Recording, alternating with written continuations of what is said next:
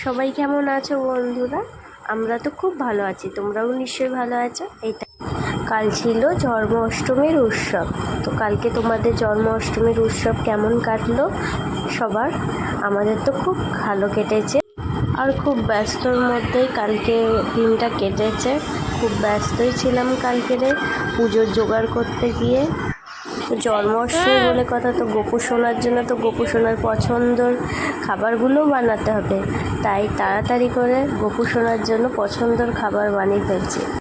তো বাবা চলে গেছে কলা পাতা কাটতে, কলা পাতা কেটে আনতে বলেছিলাম, তো কলা পাতা কাটতে গেছিলো আমাদের বাগান থেকে।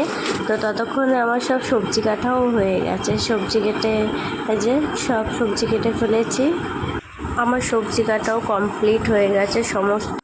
আর এখানে মা ভোগ রান্নাও শুরু করে ফেলেছে গোপু সোনার জন্য। মা নিজের হাতে সমস্ত ভোগ করেছে।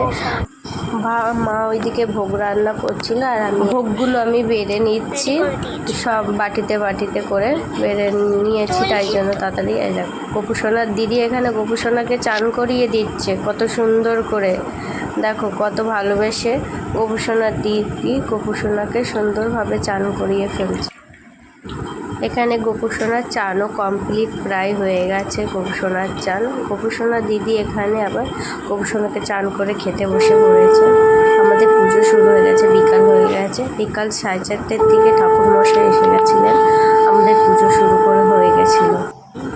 তো আমরাও সবাই পুজোতে রেডি হয়ে বসে পড়েছি।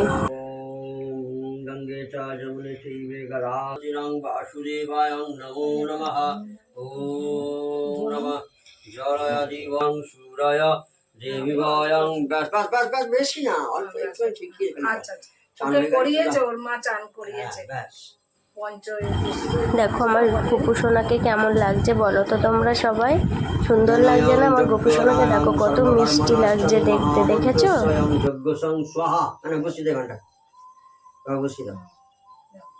বলো, যাও গিয়ে বসো।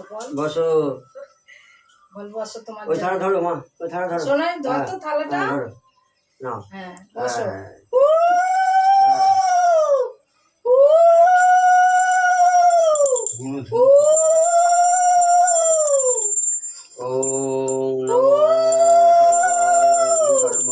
এইটা একটুখানি তুলসী পাতা দিন না, ওই যে অন্যটা দামলি পাতা, তুলসী পাতা ওই যে ওটা মঞ্জুরির সঙ্গে তো আছে। এখানে আছে। হ্যাঁ, গুঁড়ো ধুনো কোথায় তোমার? গুঁড়ো ধুনো ওই তো কৌটো দেখি সরো ওই দিকে না। কোটটা কি সুন্দর। হ্যাঁ ওগুলোতে দেওয়া।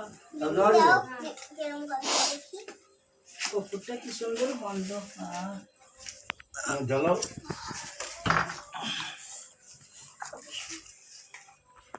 শাকটা বাজাও, শাক খালি বাজাও।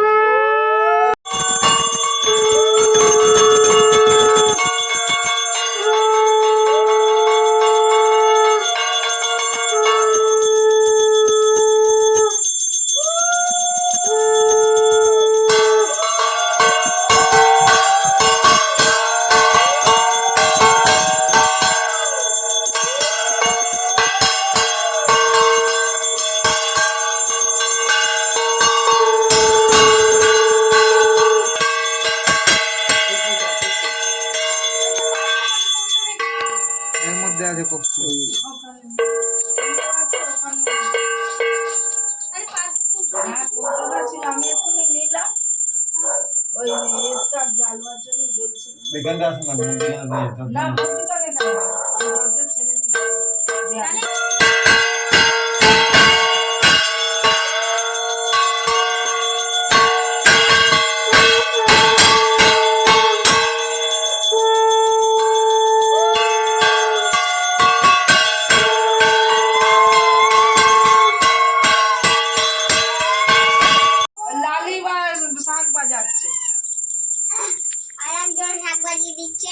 আমাদের পুজোটা আজকে খুব সুন্দরভাবেই হয়েছে, খুব সুন্দরভাবে পুজোটা কমপ্লিট হয়েছিল। যে গোপু সোনাকে কেমন লাগছে দেখো তোমরা। গোপু সোনার জন্য কিছু ভোগ রান্না করেছিল আমার শাশুড়ি মা, সব নিজের হাতে ভোগ রান্না করেছে। আর